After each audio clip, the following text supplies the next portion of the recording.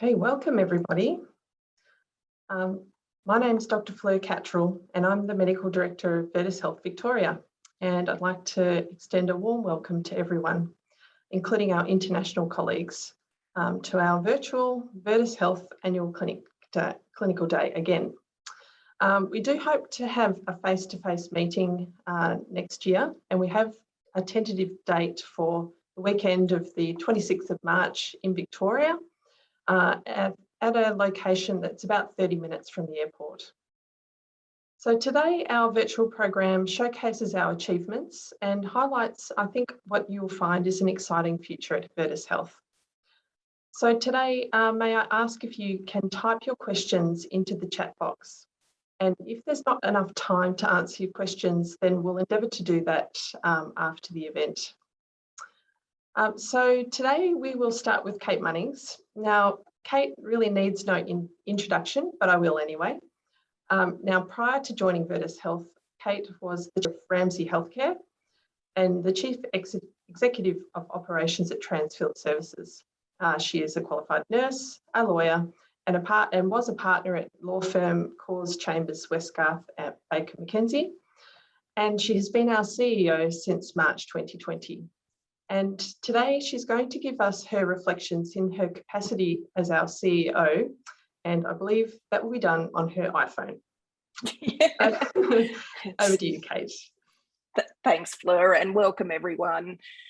So it has been, and George, you can turn to the second slide because this is the one I'm going to talk to, as I reflect on the year that has been. It has been another year of challenges. So yet again, we are faced with the fact that it is better to light a candle than to curse the darkness. And that's what we've endeavoured to do over the past year. So despite the challenges since the last clinical day, our last clinical day, we've continued to progress the work required to create the vision that we're striving for, which is to be the global leader in precision fertility. This is my only slide, and I know it's busy, but we have been pretty busy. So I'll talk to it and really just highlight some of the work that's been done over the past year. It is not all of it. So over the past year, we've committed and opened new clinics in Swords in North Dublin. We will be opening a new clinic in Nepean in Sydney. We've just signed the agreement for lease for a new clinic and 3 theatre day hospital in Spring Hill in Brisbane. And we've also signed an agreement for lease for a new clinic in Strandhaven, Copenhagen, and I'm sure I pronounced that wrong. We are upgrading our clinic and day hospital, and we're also upgrading our clinic and day hospital at Greenwich. Over the next year, we've got business cases being prepared for a new clinic in the UK, in Southampton, England, for a new TFC in Springwood in Brisbane, and of course, we're doing a lot of work on what we need to do to upgrade our East Melbourne facility. So we're committed to providing our staff, you, our doctors, and our patients with access to modern, functional, and state-of-the-art facilities. Over the past year, the One Lab project has continued, albeit with some diversions. We've developed an optimised embryology lab design and specification in collaboration with David, as well as the world-leading lab designers, Alpha Environmental, out of New York. Those new lab designs and specifications will be included in all the new clinics I just mentioned. Much of the lab process optimization has been is now included in the Precision Fertility digital platform, which George will talk about. And the workflow development has continued, albeit interrupted when Petra spent 6 months working up in the Spring Hill lab. And I want to call out that following the request at last year's clinical day, the majority of our regional clinics now also have access to embryoscopes. And I can confirm that happened earlier this calendar year. And it is really awesome to receive some of the emails I received lately, highlighting how they've improved outcomes. Today, you'll hear from Dr. Eric Lee, our new in-house genetic pathologist. And he will talk about our reproductive genetics service. But needless to say, we are really pleased to have Eric on board and for the vision that he brings to our fertility diagnostics and reproductive genetics service, which is the largest service operated by an assisted reproductive company in Australia. In fact, much of the genetic work that is sent to the big majors like Sonic and Helios is actually subcontracted to our service. So we do a lot of their genetic work now as well. Our credibility in this space has also led to a major opportunity to develop a reproductive genetics centre of excellence in Southeast Asia. And we'll keep you posted on that development. Over the past year, we've built a strong and smart leadership team who are committed to supporting our staff and our doctors. And the team has worked really hard over the past year to keep our staff and help our staff and doctors manage through yet another year of COVID, including managing lockdowns, COVID exposures, close contacts, casual contacts, elective surgery delays, sick leave, a lack of annual leave, public health orders, and of course, dealing with the various health departments. It rolls off the tongue in a way that doesn't reflect the many hours of work. So I would really like to thank the management team as well as our staff and doctors for the huge effort you've all put in keeping our services running through this pandemic. We've just issued the shares to our doctor group under the various share schemes, but as I've said to many of you, I recognise that the current share scheme needs improvement. Our doctor group collectively is the biggest shareholder in Venetis, and we want to build on that. So we have engaged an expert to design a scheme that will be motivating and provide a real sense of ownership in our organisation and network, and that'll be in place over the next year. I'm also very aware that the current platforms and technology across our clinics is not contemporary and needs upgraded. And I'm aware this has been a problem for some time. Today, Jorge is going to provide some insights into how the new Precision Fertility digital platform will improve your experience of working with us, improve our patients' experience of having treatment with us, and improve outcomes in IVF. There are a number of elements to the Precision Fertility digital platform, including the patient portal, which operates like an app. Its features are extensive and will be simple and easy for patients to access information, book appointments, and communicate with their doctor and clinic, among other things. The provider portal will replace VPS, IDEAS, DCDM, and the other current platforms that are used with a cloud-based contemporary system. The go live of this will commence in 1 month with the pilot of the e-consent and education module. Many of you have already contributed to the modules, including the development of a global dictionary to use across our entire network. But there will be a number of further opportunities to contribute to the development of the operability of the platform. Importantly, the provider portal will be interoperable with AI and other technologies and will improve outcomes going forward, and it will embed these innovative solutions as part of the everyday workflow of a clinician. The research wizard will also start to go live next month, and that will make it much easier to access information for research. And the data store will enable us to gain differentiating insights that will help us drive our commitment to research and innovation. And our platform will be interoperable, as I said, and allow us to sort of future-proof and be able to combine the technologies of the future into our workflow of today. So the program will be live by the end of next year. The entire program, all the modules will be live by the end of next year, and Jorge will provide more detail on that today. From a technology perspective, we're serious about providing a fit-for-purpose technology for you, and have invested in a number of activities that some of you may have heard of and some of you may have noticed, such as improving the internet speed, upgrades globally, improving our IT equipment fleet and mobility services, as well as improving our backup and security. And finally, on marketing, we have an opportunity over the next year that will demonstrate to a wide audience the work that we do across our network. We have been invited to participate in a documentary called Little Miracles. Our business development team, in particular Beck Featherstone and Tina Pizzera, have worked to negotiate for our clinics and our doctors to be profiled on a 6-episode series to be aired on Channel 9, with filming to start in the next year. It will first feature our Australian metro clinics, and we hope that next season we'll be able to profile our regional clinics. There is also an interest to profile our overseas clinics, so that will be exciting as the series continues. So I personally would really like to thank you all for your support. Thank you for your resilience over the past year, and I really hope to be spending a lot more time with you in person over the next year.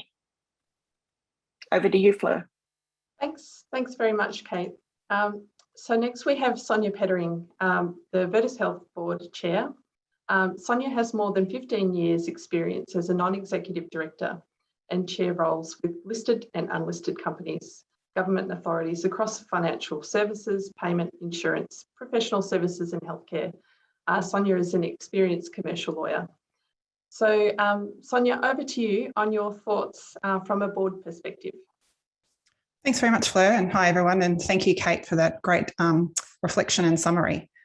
I'd like to just take a moment to recognise the various traditional lands on which we meet and work today, and we acknowledge our elders past, present and emerging and their ancestral spirits with gratitude and respect.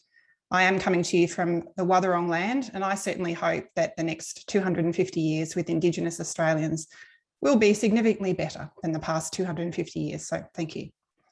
As Kate mentioned, it's been another turbulent year we've all expected, and we're getting pretty good at flexibility, adjustments, making decisions at the last minute, and of course, putting safety and of our staff and patients first.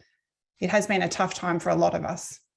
And we also thank and acknowledge Kate and your fabulous leadership team for the great job that you've done in steering the organisation through turbulent times, particularly over the last 12 months and then 2 years.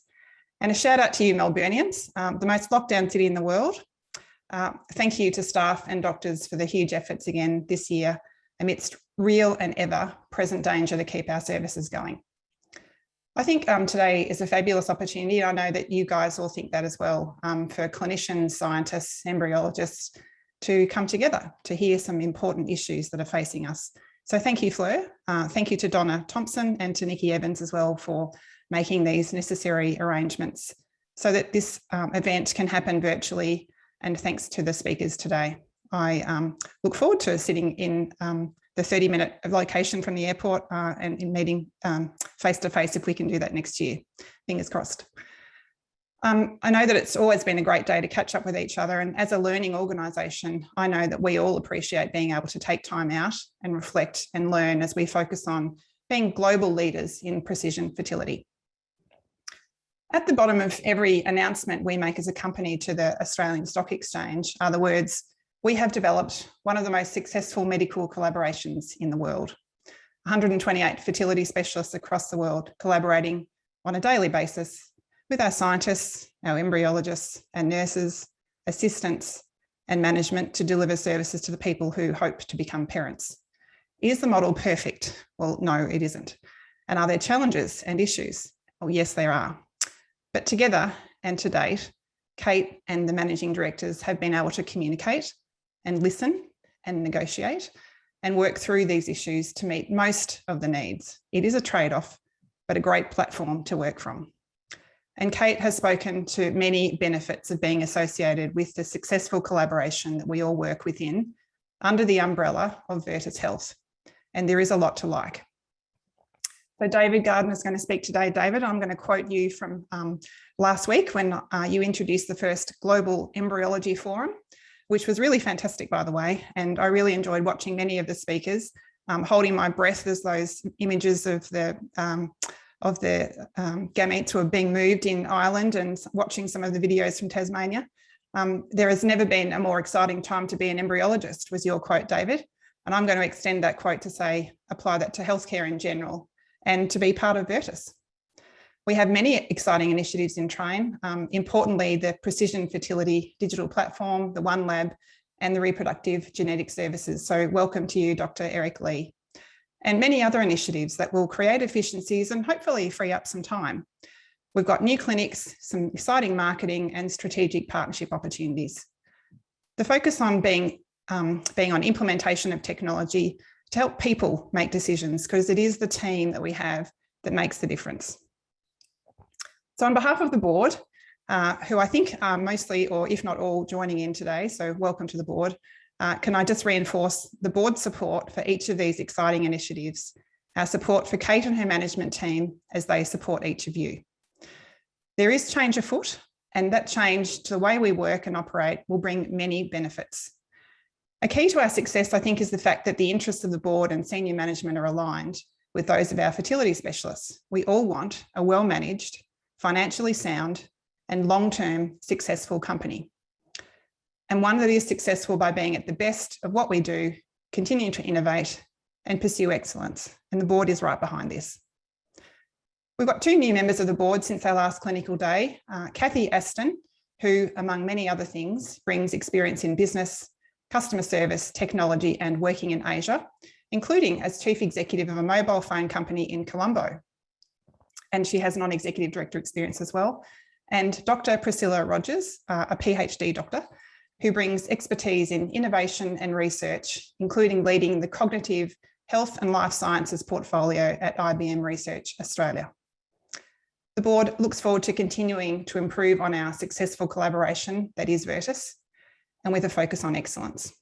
Now, if you'd like to provide any feedback to the board, I invite you to reach out to me. Thanks, Fleur. Great to be part of today. Thank you very much, Sonia. So next we have Dr. Eric Lee, our genetic pathologist.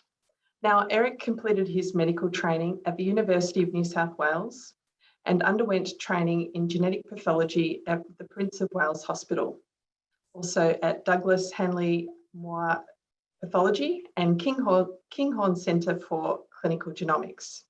He attained his fellowship at the Royal College of Pathologists of Australasia in 2018, and he's a member of the Genetics Advisory Committee for the RCPA. He's an experienced in development and interpretation of a wide range of molecular and cytogenetic tests. And today he's going to talk to us about Veretis Health genetics now and in the future. Thank you, Eric. Thanks very much for the introduction, Fleur, and thank you for the opportunity to talk about Veretis genetics in very broad brush strokes today. So what is Veretis genetics? It's primarily an Australian-based entity that consists of genetic testing laboratory and genetic counselling services. Of the 3 genetic testing labs that we have, there is a focus on reproductive genetics, and our labs are focused on pre-implantation genetic testing, cytogenetics, and molecular genetics. So in telling the story of what's happening at Veretis genetics today, I think it's necessary to tell the story of what's happening in genetics as a whole. And the story is very much one of more. So I'll go into what I mean by that.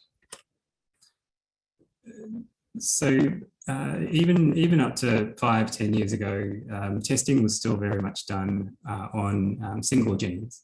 But with the advent of new technologies such as next generation sequencing, it's now being possible to sequence tens or hundreds or thousands of genes at once using a gene panel. We can now also test exomes. So this is the part of the genome that consists of 1% of the genome, but contains all of the known protein coding regions of the genome. And we can also test the whole genome as well. And so in terms of the scale of what we're able to test, there has been a dramatic shift in that. We're also seeing vastly reduced costs. So the first human genome cost around $3 billion. And what we're now seeing is whole genome sequencing equivalent to what was done, I guess, 20 years ago now for several $1,000s. And so there's been a dramatic decrease in the costs of genetic testing overall. Testing is also becoming more rapid. So when the first human genome was sequenced, it took around 15 years and various consortia to achieve that. And now we're at a point where we're able to sequence the whole genome in less than a day. And so this is a photo of Professor Stephen Kingsmore at the Rady Children's Institute of Genomic Medicine in the US, where he has set a Guinness World Record for the fastest whole genome sequence and genetic diagnosis in critically ill newborns with a time of 20 hours. So 15 hours to 20 hours in a matter of 20 years, really. with all of our ability to sequence more genes, to sequence them faster and to do them cheaper, what it's led to is more data. And so at the moment, the bottleneck with genetic testing is not so much in how we generate the data or how much data we can generate, but very much in how we take that data and interpret that and turn it into something clinically useful report. And so it wasn't too long ago when the running joke was that a whole genome might cost $1,000, but that the analysis of that genome might cost $100,000. And that hasn't quite borne out. The current situation is that it costs a few $1,000s to do a whole genome, and analysis is still very much a challenge and a bottleneck. But it is getting better, and there is room there, particularly in terms of interpreting data for things like artificial intelligence assisted interpretation. But I think it's just an illustration that it's not so much our ability to technically test things anymore. It's more so what we do with the vast amounts of data that's generated. In genetic testing, what we're also seeing is more professional consensus. So in the area of carrier screening, the Australian College of Obstetrics and Gynecology have now recommended that carrier screening for genetic conditions is offered to all women planning a pregnancy or in the first trimester of pregnancy. The American College of O&G have made similar recommendations that information about genetic carrier screening should be provided to every pregnant woman. In the area of non-invasive prenatal testing, again, the Australian College have recommended that all women should be provided with information, that they should have timely access to screening tests for fetal aneuploidy, and both the Australian and American colleges now view cell-free DNA testing techniques such as NIPT and serum screening and ultrasound techniques or screening techniques as equally viable screening strategies. The story is also about more choices. So again, if we look at carrier screening, that there are a vast number of choices available to both patients and referrers. The vast majority of carrier screening today, or the majority of carrier screening today, is still done for the 3 genes, your cystic fibrosis, spinal muscular atrophy, and Fragile X. But that's very much changing, where the balance is now towards tilted towards expanded carrier screening of various, using panels of various sizes. And despite all of these choices, there's still not a consensus on what genes should be tested or how many genes you should test. Should you test 100, 400, 900? There's no professional consensus around that.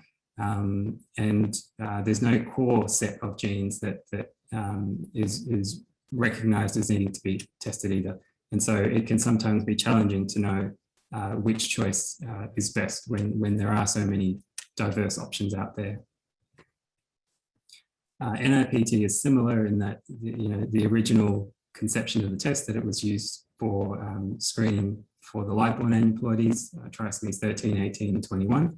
And I remember back in the day, the debate used to be about, given that these tests were clinically validated in a high-risk population, can they now be applied to average risk women?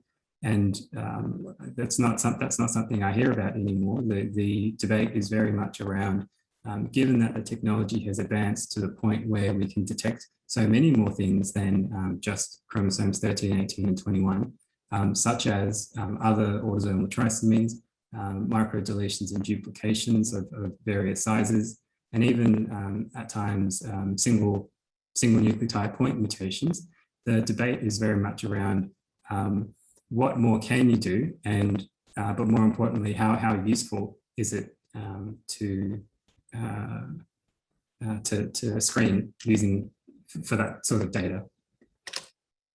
And the story is also more about reimbursement, and reimbursement is important.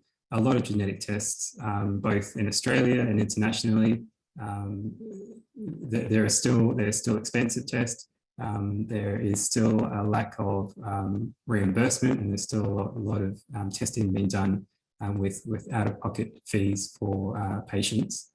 And we know that when reimbursement does come in for a genetic test, the uptake does increase dramatically.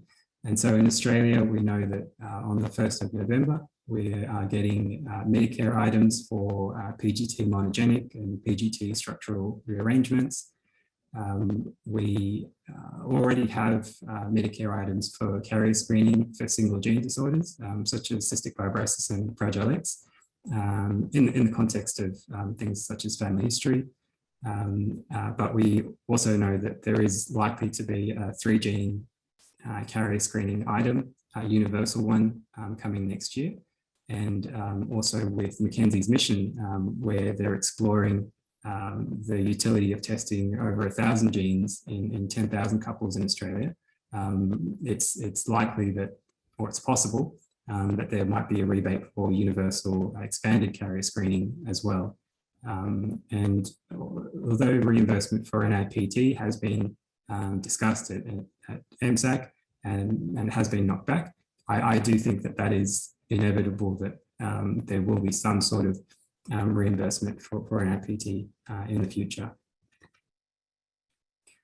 Internationally, it's a little bit different to Australia in that the NIPT public funding or reimbursement seems to be more advanced than the others. And so there are many countries out there that have either a universal or a contingent model being where you would use traditional serum screening and ultrasound techniques to identify those at high risk, and then testing those individuals by NIPT.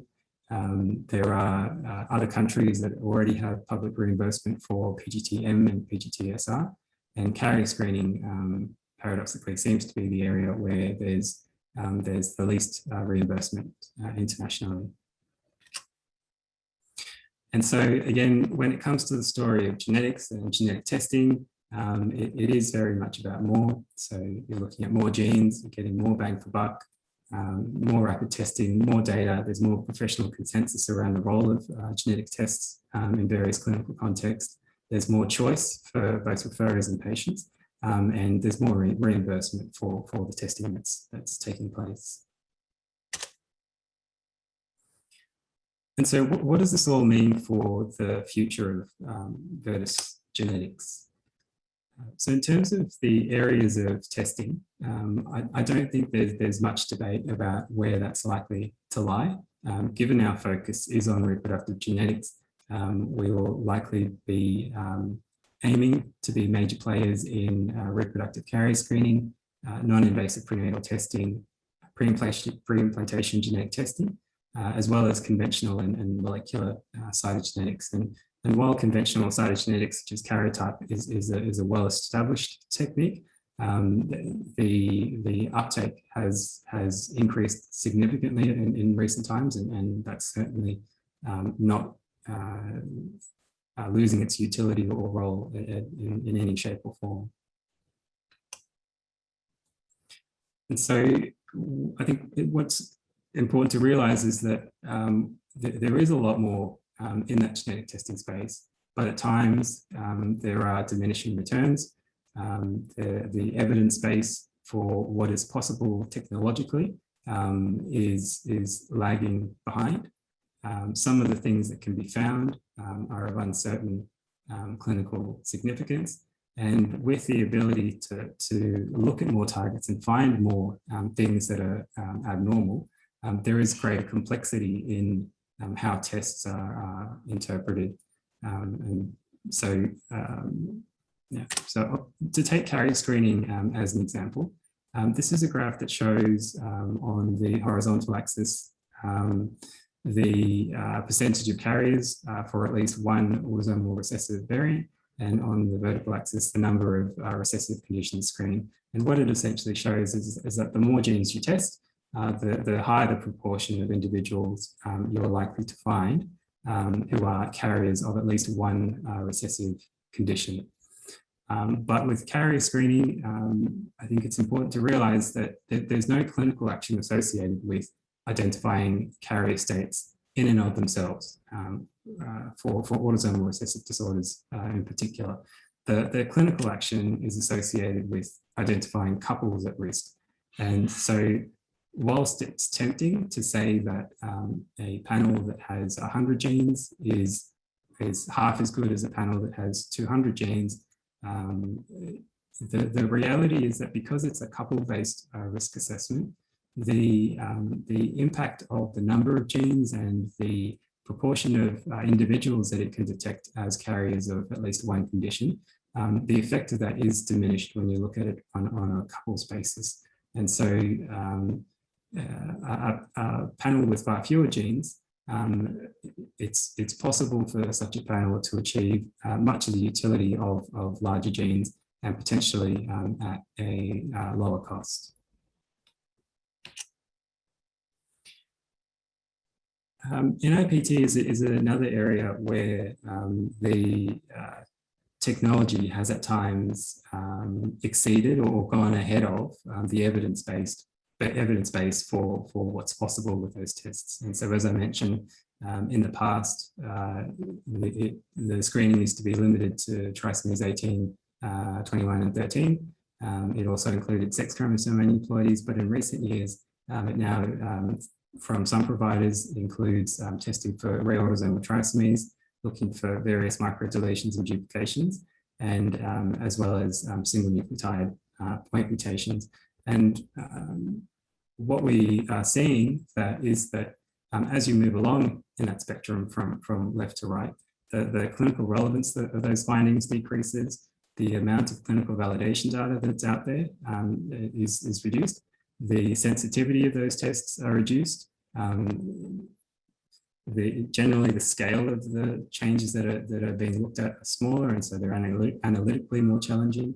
The positive predictive values of testing are reduced, and so that equates to higher false positive rates. And because the clinical outcomes of some of these abnormalities are not always clear-cut, it does implicate more complex counselling as well. Pre-implantation genetic testing and the use of embryos with mosaic abnormalities, I think is one area where the evidence has sort of caught up to what the technology is capable of. And so we've always been able to see mosaic abnormalities. There's always been caution around what the implications of that are. But I think what the evidence is now showing is that whilst the implantation potential of some of these embryos with mosaic abnormalities might be reduced as compared to euploid embryos without any chromosomal abnormalities, the risk of they still have life-born potential. I think that's one important thing to note, but also that the theoretical risk of genetic abnormalities is far lower than we might suppose. And so again, as I say, this would be an example where whilst the technology has exceeded the clinical application for a little while, it's now starting, the evidence in the literature is now starting to catch up to that. And so if I was to try and summarize where I think the future of Vetis genetics should be, I think that we're still only really scratching the surface of genetics and genomics and what it can offer. In many ways, genetic tests are not like other blood tests. The results can be complex. They can have implications for patients' future health. It can find things that they never would have anticipated. It can have implications for family members who were never part of the decision to have testing. And yet, in other ways, genetic testing is like any other blood test or any other diagnostic tool, in that it's only as good as the clinician who is using that to correctly interpret the results and to guide their clinical decisions. And so I think we're heading to a point where more and more clinicians and patients are realizing that genetic testing, just because of the fact that it's genetic, doesn't mean that it's always accurate or useful, or that the interpretation is straightforward or clear-cut. And I think that's a positive trend, and something that that we as a lab should be involved in raising awareness of. In terms of the areas of testing that we want to be involved in, I think the strategy should be one of balanced innovation, where we're balancing the need to be innovative and be leaders in the field, versus getting too far ahead of the adoption curve and trying to be guided by the evidence and the clinical applications of the test, as opposed to being driven by what the technology is capable of.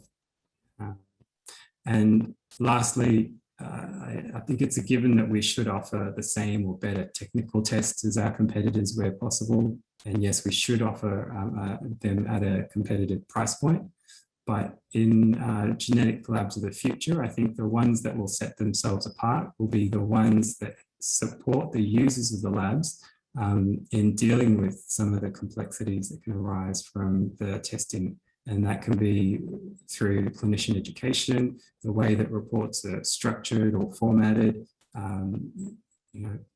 access to testing and interpretation advice, and pre and post-test counselling support for the tests that are provided. And I think in that kind of area, there are, for us and for other genetic labs as well, I think there are ample opportunities for us to improve. Thank you. Thank you very much, Eric. I've just got a couple of questions. We don't have really any time left, but someone is asking why Vetis is not doing an extended panel right now. So I hope you can clarify that for them. And also, how do you decide which of the extended panels to order? And with regard, I guess, from a clinician's perspective of the medico-legal risk of leaving some tests out. So the reason that Vetis isn't offering an expanded panel, we've obviously offered one before. The decision to cease that and to send that out to Invitae, as everyone knows, is on several levels. I think technically the test that's provided by Invitae is superior. I don't think that we want to be out of that space. It's something that we want to get back into, but the sending out of that test, I think, frees up our laboratory staff to get a chance to regroup and offer something better than Invitae and better than what we offered previously. So yeah, just clarify to everyone how many genes the Invitae panel is testing for and how they can order it. Yep, so the Invitae panel is 289 genes for females and 268 genes, not including X-linked disorders for males. And in Australia, it can be ordered through Vetis Diagnostics Laboratories on any standard laboratory request form, but we will have a dedicated request form coming out very soon. And in the near future, the hope is that we can provide couple-based reporting, because whilst it's theoretically very simple to compare one patient's report to another, I think for busy clinicians, the feedback has consistently been that having that in a combined form would be useful. So that is a focus for us. All right, thank you very much, Eric. Thanks. Much appreciated. Thanks, Fleur. Okay, so next we have Associate Professor Christos Venetis. Christos obtained his MD in Greece in 2003. He went on to complete his Masters in Medical Research and Methodology and in Healthcare Management.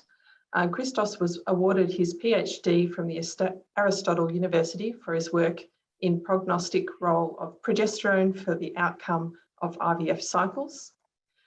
Christos has an interest in ovarian stimulation, endometrial receptivity, evidence-based reproductive medicine, and the health of mothers and babies after IVF. Christos has published over 100 scientific papers and several book chapters.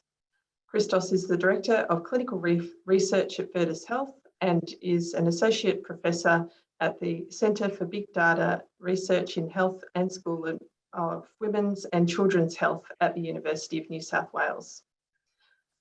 So Christos is going to speak to us about how to best time a frozen embryo transfer. Thank you, Christos. Thank you, Fleur, and thank you for the invitation to you and Peter for inviting me to contribute to Vetis Clinical Day. It's always a pleasure being amongst my colleagues. So today I would like to just discuss some potential views on how we should be, or what is the evidence telling us in terms of frozen embryo transfers, as we have seen that this is something that's happening more and more.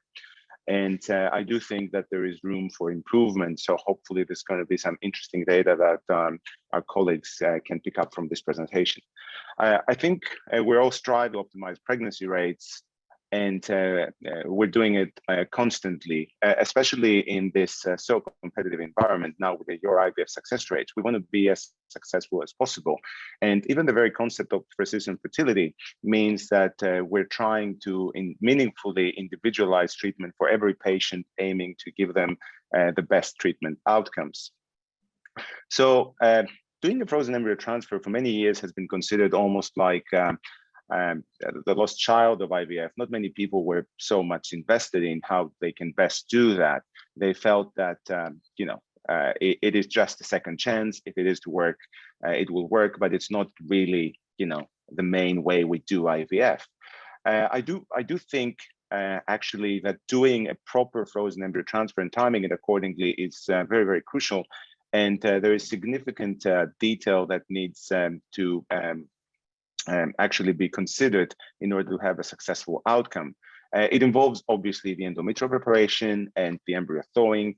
And as clinicians, we can have a significant impact on the endometrial preparation and the timing of the embryo transfer, as well as the embryo thawing is something that's mostly dependent on our scientists, on our laboratory protocols, and on our cryopreservation protocols.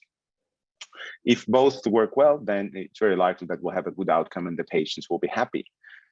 In terms of preparing the endometrium, as clinicians, obviously we know that in ovulatory cycles, we can perform just a natural cycle. In women that require or that are ovulatory, we might need to induce ovulation, or we might have to do artificial cycle by just substituting what the follicle would do with exogenous hormones. And for many years, considering how potentially variable things can be during a natural cycle, how cumbersome can be in terms of monitoring patients, getting them for bloods, many people felt that artificial cycles might actually be the way to simplify things. And even in ovulatory cycles, maybe, artificial cycles was the way to go, especially if there was no significant difference in pregnancy rates. I would like to start just by asking some, very simple clinical questions. The first question is, should we wait before we perform an FET after fresh embryo transfer or after free?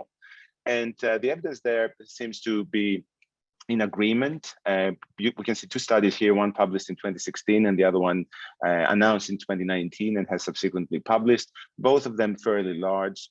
One was a retrospective study coming from Brussels. Silveira was the first author. No difference between immediate frozen embryo transfer or delayed frozen embryo transfer. Another study coming from Hong Kong, which was actually a randomized controlled trial and a big one, suggested that if you delayed the frozen embryo transfer, you're likely to have inferior outcomes, to have worse pregnancy rates, which is certainly something intriguing. But I think that what we should keep from the evidence is that having a washout period after a first cycle is not required. And it might even be associated, based on the one RCT that we have available, with lower ongoing pregnancy rates. But at least we can be assured that by aiming to do a frozen embryo transfer immediately after our first cycle, we're probably not impacting the pregnancy rates negatively. So what is the best regimen for an ovulatory patient? As we said, we can do natural cycle or we can do artificial cycle. This is something that for many people, might be a very convenient alternative. But is it convenient for us or for the patients?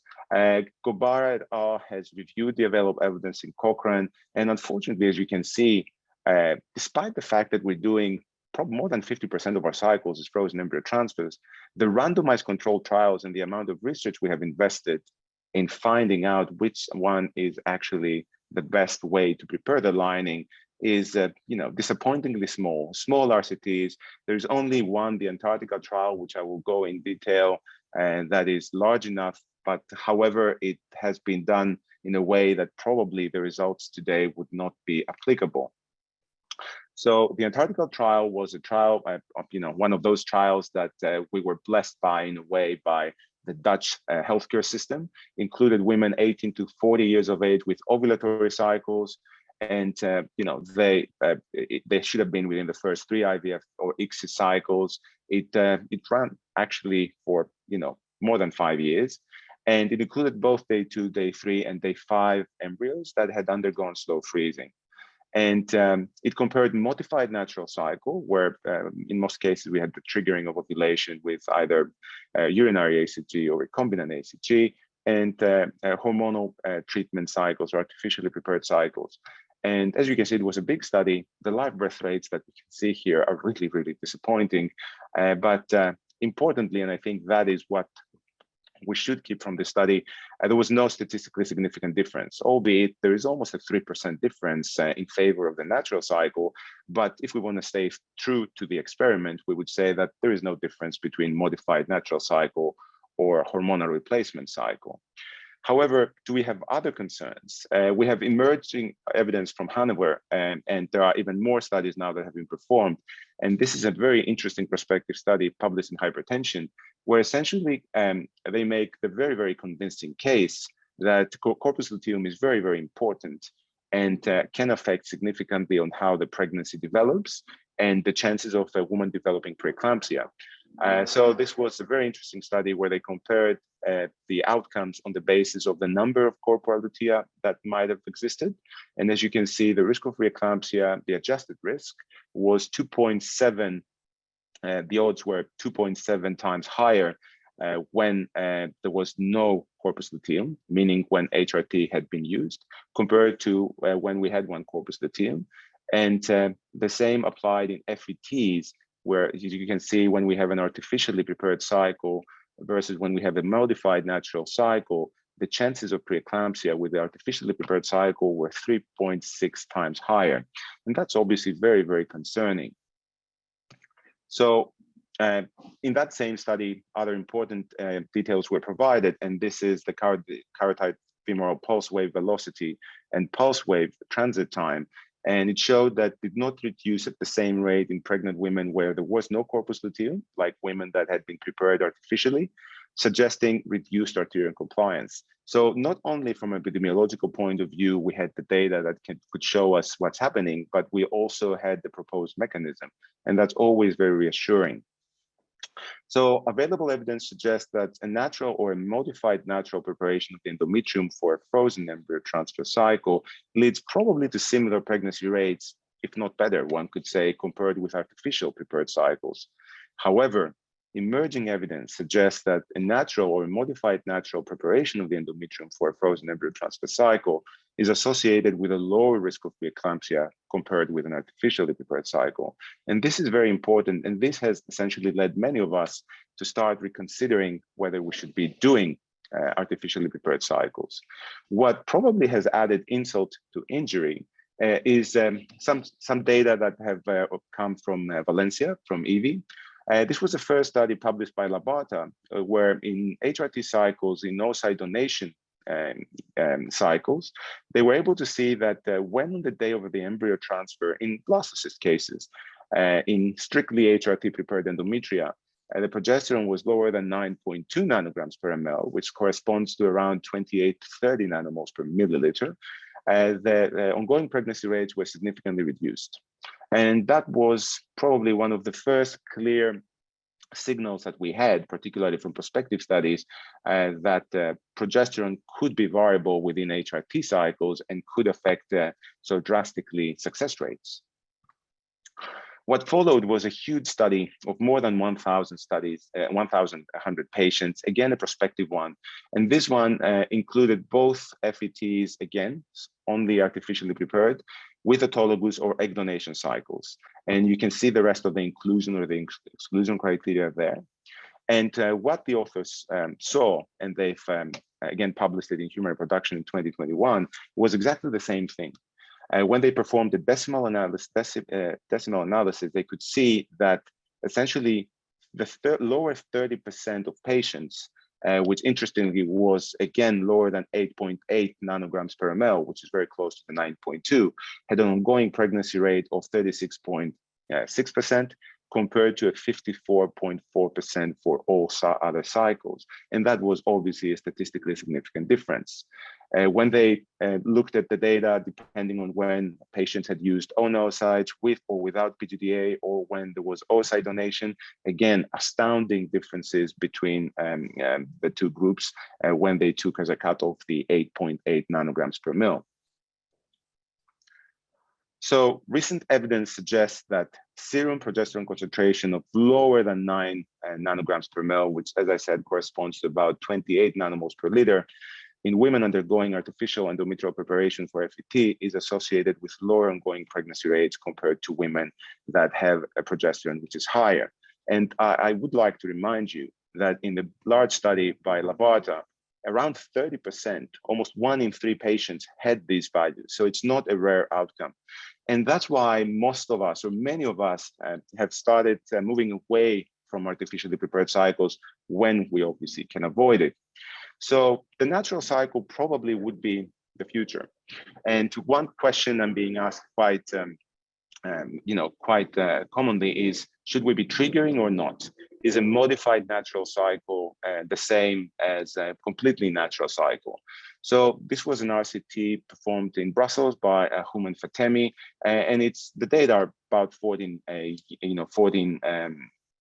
years old. But as you can see, it was a premature termination after an interim analysis. The authors of that study suggested that a natural cycle was actually significantly better than a modified natural cycle, than triggering ovulation with urinary HCG.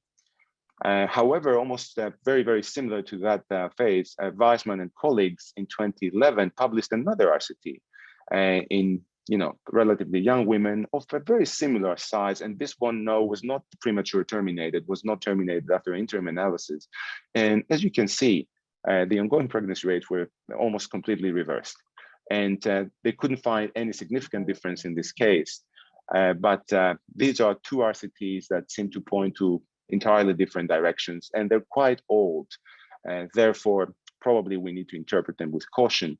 But based on what we do have in the literature, I would say that the evidence that we have are probably insufficient to say that one is better than the other or one is advantageous. So I would probably feel personally comfortable using either a modified natural cycle or a spontaneous or a completely natural cycle. And in the last 5 to 7 minutes, I would like just to come and discuss with you some interesting data that we've been doing within Virtus and IVF Australia, trying to address whether timing is so important. And this has been sort of initiated by the fact that there are many endometrial receptivity tests out there that claim that you should be having a very small window. For example, if the window is pre-receptive, you should be putting it within a window of plus minus 3 hours.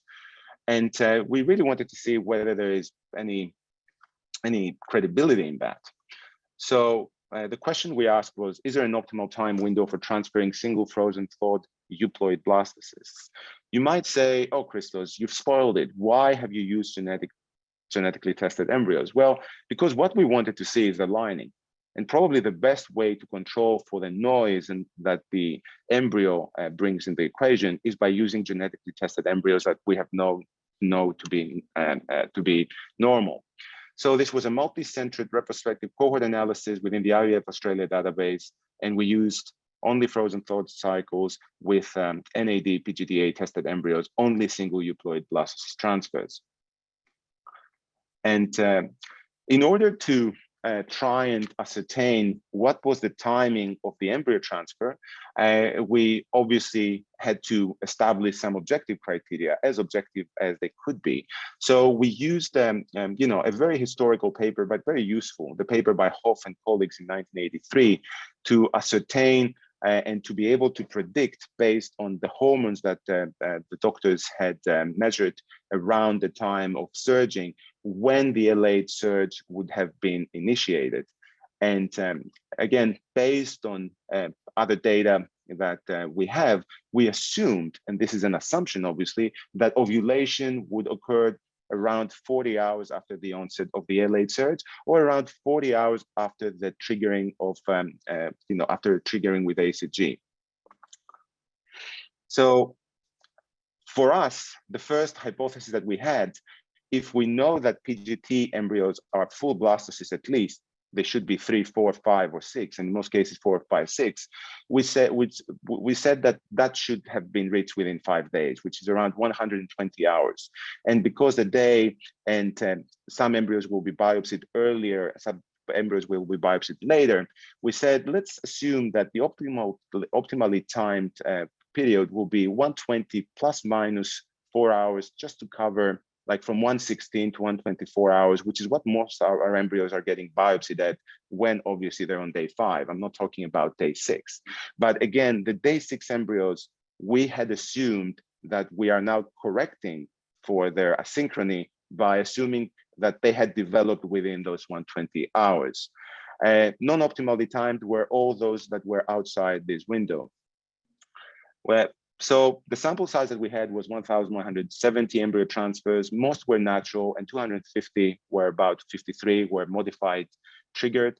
You can see that the overall live birth rate was 36.2, and the mean time between ovulation and embryo transfer was just 104.9 hours. So we usually tended to transfer embryos a bit earlier. So we did multiple analyses, and I won't just bore you with many details, but hopefully this will be out in a paper very soon. And you can see here that according to our original hypothesis, when we analyzed the optimally timed versus non-optimally timed embryo transfers, we saw that the ones that had been optimally timed had a relative risk of live birth increased by 21%. And just to give that in figures, the women, or the cycles that had an optimally timed embryo transfer had the live birth rate of 43.8%. The ones that were outside that window on average were 36.1, which is a pretty significant difference considering you know, what we're trying to do here. We also performed a series of exploratory analysis by varying either the timing of onset of the window, instead of being 120 plus minus 4 being 108 plus minus 4, or plus minus 6, plus minus 8, plus minus 12. And as you can see here, we present the relative risks, and with green are the ones that are favorable compared to everything else. And with orange are the ones that are probably neutral, and with pink or red are the ones that probably are implying, you know, the more red it gets, the more outside the optimal timing we go.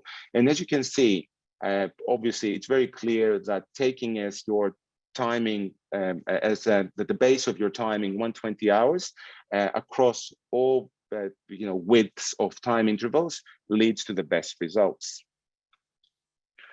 We also wanted to do an objective analysis because we felt that someone might say, well, wait a minute, how did you come up with this 120 plus minus 4? Although, as I said, it is based on what we feel is a physiological concept. But we also did deciles, similar to what the Labarda had done. And as you can see here, we still get pretty decent pregnancy rates, up to about 40%, up until the 7th decile. And then the 8th and the 9th go to 45, 46. And then the 10th drops again to 35%. So the optimal deciles for us was obviously 8 and 9. So when we actually looked at the adjusted live birth rates of the optimal deciles versus everything else, was 44.8% versus 36.1%, which was highly significant. And then when we tried to see, okay, what has this decile analysis has shown in was, so these deciles showed us that from 116, 117 hours until 121, very similar to our original hypothesis, it was the optimal time after ovulation to be putting back a genetically normal blastocyst. So these data to us strongly suggest, and obviously this is just a retrospective study, but we find the data very interesting, that for day 5 or 6 euploid blastocysts in natural or modified natural frozen thawed embryo transfers, conducting the transfer within 120 plus minus 4 hours post-ovulation is associated with higher live birth rates by about 8%. So my 2 finishing slides, there is no need for a washout period after a first cycle when we're doing an FET, and there is some evidence that it might even be detrimental. No evidence showing that the efficacy of an artificial cycle is better than a natural cycle, whereas we do have concerns about safety when it comes to preeclampsia and artificial cycles. But importantly, about 30% of artificial cycles might have low progesterone, which might be leading to inferior ongoing pregnancy rates. And it is quite stressful to measure this progesterone the morning or the day before embryo transfer and cancel cycles or try to save that cycle. So probably most of us should be aiming when we can for a natural cycle or a modified natural cycle. And I don't think there's evidence that one is better than the other. Based on the data that we have, embryo transfer of a fully developed blastocyst should ideally be scheduled for 120 plus minus 4 hours post-ovulation. I do think that the most important bit is how we ascertain when ovulation has happened. And that's why we need to be paying attention in the details, and most importantly, to establish a proper monitoring protocol and proper determination of ovulation day in order to establish such a protocol. Another important thing that I think needs to be discussed is that acceptable pregnancy rates, live birth rates, although not optimal, were observed even outside the optimal window, and that's probably likely to the individual variation of the timing and the width of the window of implantation. Ladies and gentlemen, thank you for your attention. I just wanted to discuss this data. I find them very interesting, and I find that the first signals that we have from our database a very excellent opportunity potentially to design a prospective study where we can validate whether indeed these findings translate and can be confirmed in future studies. Thank you. Thank you so much, Christos. That was very fascinating.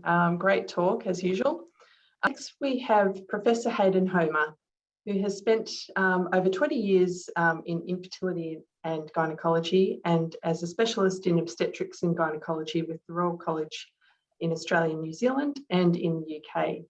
He has the unique distinction of also holding an advanced accreditation in fertility and reproductive surgery in both Australia with the CREI, as well as the UK with the CCSST. He has a PhD in fertility research from the UK and holds a professorship in reproductive medicine at the University of Queensland, where he directs research aimed at developing innovative technologies for improving aging of eggs. So today, Hayden is going to talk to us about how clinicians influence the quality of oocytes. Thank you very much, Hayden. Thanks for just going to get this presentation up. Right. Are you seeing the slideshow? No.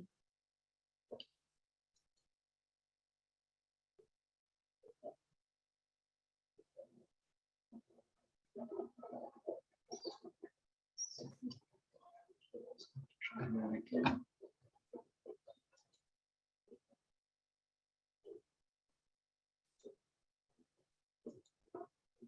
Is that up now? No, it just says you've started screen sharing. Oh, there we go. Thank you. I can see you perfectly now. Yeah, okay. We're going to speak about what we can do to influence the quality. So influencing the quality is not just improving the quality, but preventing interventions that can actually reduce quality.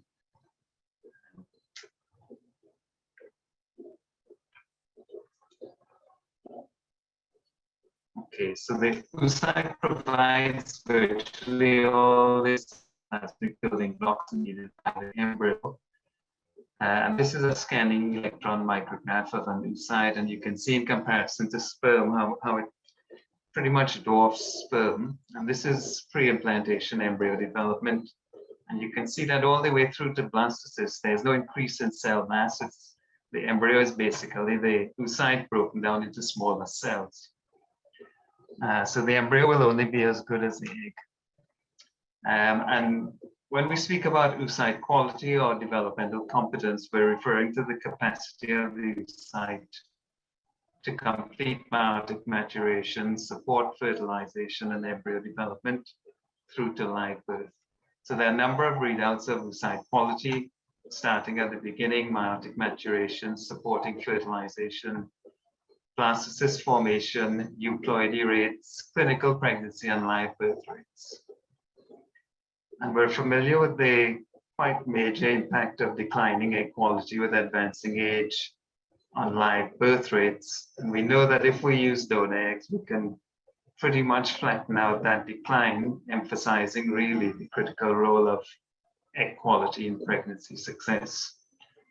So the objective in IVF is not simply to obtain good numbers of oocytes, that which is ovarian response. What we really want to do is obtain good quality oocytes to maximize the chance of live birth. So what are we referring to when we speak about patients' oocyte quality? Well, what we need to bear in mind is that at any time, any given time in the ovary, the oocytes in the ovary will each have their own quality. So there'll be a range of quality from very good to poor. And a patient will not have all good or all poor quality oocytes. Instead, a proportion of the oocytes will be of good quality. So when we say a patient has good quality, we're basically saying they have a high proportion of good quality oocytes, which typically might be 50% or more. So when we refer to oocyte quality, we're referring to the proportion of good quality oocytes. And this proportion, of course, declines with age, with aging being the biggest threat to quality. And this really emphasizes, illustrates quite vividly the impact of age on quality. It was one of the largest series of embryo biopsy, over 15,000 embryos. And you can see really that above 37, there's this steep upstroke in the proportion of aneuploid embryos. So especially above 37, therefore, there's a marked decline in the proportion of good quality oocytes. So how do we maximize the number of good quality oocytes? Well, one way is to increase the yield without increasing the proportion of good quality oocytes. So in this patient, for example, if there's 20% good quality and we got 10 eggs, we'd have 2 good quality oocytes. If we double the yield, then we'll double the number of good quality oocytes to 4. Quite a crude sort of representation of the potential impact of yield. But there's always been this concern that high stimulation and getting high numbers of oocytes lead to a reduction in quality. A number of papers dispute this now. Increasingly, we're seeing papers showing that more eggs basically lead to higher cumulative live birth rates. And this study involved almost 15,000 women. They were young, mean age was less than 36. They were followed up for at least 2 years. And what you can see is that really up until, say, 25 oocytes, there's just quite a steady increase in the cumulative live birth rate. That starts to flatten out a bit, but it still does increase marginally, even above very high numbers of oocytes. I have this extract here because, interestingly, the majority, about 70% of the transfers done in these clinics were done at days 3 and 4. This is a study from Australia, so this is based on Australian data. So, it's much more relevant to us. And you see a similar pattern with cumulative live birth rate. At pretty much both stages, there's this progressive increase in live birth rate.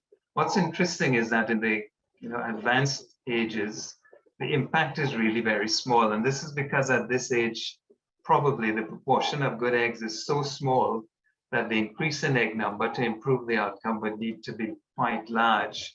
And at that age, of course, reserve is very low. This is similarly showing this limit on increasing egg number in terms of outcome at advanced stages. And you can see here that above 43, the impact of increasing egg numbers really is quite small in terms of improving the outcome. And this study is the biggest study to look at the impact of stimulation on aneuploidy and PGTA cycles, and there were 2,230 PGTA cycles and over 12,000 embryos were analyzed. And what you can see is that within each age group, doesn't matter what the impact of the dose of the drug had no effect on aneuploidy rates. Similarly, the numbers of oocytes retrieved was not correlated with aneuploidy in any way, nor was estrogen levels. This is a Chinese study showing a similar outcome in terms of the relationship between stimulation and aneuploidy. It was over 1,000 PGTA cycles. They used array CGH in this study and over 3,000 embryos analyzed. And you can see that with the two major categories of age groups, it didn't matter what your level of stimulation was, the aneuploidy rate was not affected.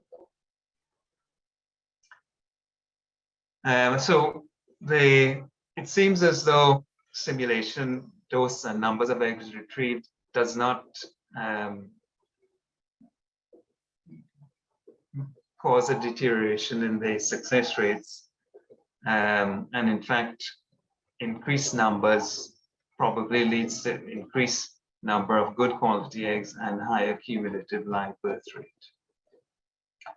The other area of interest has been the trigger, and with normal ovulation, there's a surge of FSH that accompanies the L8 surge.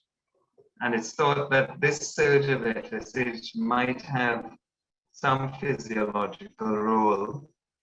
And the other thinking with the dual trigger is that LH and HCG might exert different effects of the LH receptor, and that these effects might have a synergistic beneficial effect. So this is a randomized trial that looked at dual trigger. The dual trigger is the agonist combined with HCG versus HCG trigger only. And what you can see here is with the first group in the red bar is that with the dual trigger, there's significantly more oocytes retrieved per follicle. And this is likely because of higher efficacy of the dual trigger. And importantly, there was significantly more top quality blastocysts in the dual trigger group. The total number of top quality embryos transferred over all embryos transferred was significantly more in the dual trigger group, and the live birth rate per transfer was also significantly higher. So in terms of the stimulation phase, it seems as though stimulating to get more eggs and using a double trigger may improve the number of good quality eggs that we obtain. The other important thing is to ensure that the interventions that we do after egg retrieval does not compromise quality. And one area has been ICSI. Most studies looking at ICSI have looked at whether or not ICSI outcomes are better. In other words, whether it improves the outcome. But this is an interesting study. It was a small study of 51 patients, and it looked at patients who'd had their eggs split half and half, IVF and ICSI. And this clinic did it because they still considered abnormal morphology to be between 4 to 15%. So the average normal morphology in this study was actually 8%. So it was essentially what we'd consider normal. So in effect, this was a study looking at patients' own eggs split between IVF and ICSI when there was no significant male factor. So it's robust from that point of view, in that the internal control is quite robust. it's single center, so the performance of the ICSI is not going to vary between labs. It was not powered for analysis of pregnancy rates. What's interesting is that the degeneration of eggs, as you can imagine, was almost 4 times higher in the ICSI group, and the number of good quality blastocysts per number of all embryos transferred was significantly higher in the group that had IVF. So that suggests that even after surviving ICSI and progressing to the blastocyst stage, the quality of the blastocyst in the ICSI group was inferior, suggesting that ICSI compromises egg quality. The other thing is blastocyst culture in the lab, and this is not plug and play, it's long-term culture, 5 to 6 days. That is an incredibly long time to have a living cell divide in the lab. And there's evidence that blastocyst formation rates varies quite widely from lab to lab. This I took out of the Cochrane database. They were looking at blastocyst transfer, but one of the supplemental figures was the rate of blastocyst formation. And these patients were all comparably aged. And you can see that in some labs, there was only a 1 in 5 chance of getting to blastocyst, and in others, almost 100%. So, you know, there is a major impact of lab quality on embryo development and embryo quality. And this study really sort of drives it home. They looked at 192 egg donor cycles in 9 IVF centers. The average age of the donors were very young, 25 years, almost 1,500 blastocysts biopsied. And you can see that the aneuploidy rate ranged from 14% to almost 3 times as high, 39%, depending on which lab you looked at. And mosaicism ranged from 17 to 48%, and this was highly significant. And what they concluded was that this showed that there may be a significant practice or laboratory component that is affecting outcome. In other words, poor culture conditions actually increase aneuploidy during that 5 days that the embryo is developing. Another area is PGTA. The gold standard is blastocyst biopsy. It's important to note that PGTA does not improve embryo quality. At best, it's going to exclude abnormal embryos. So the technique should ideally be 100% accurate, which it's not, and it should not reduce embryo quality.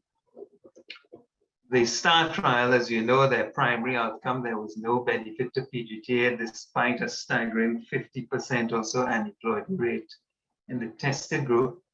And the lead for the trial, Munnings, said that basically some poor labs may have contributed to the poor outcome. And they published this comparison between the labs of euploidy rate, and in some labs it was high as 60%, and in others it was only 26%, and that was highly significant.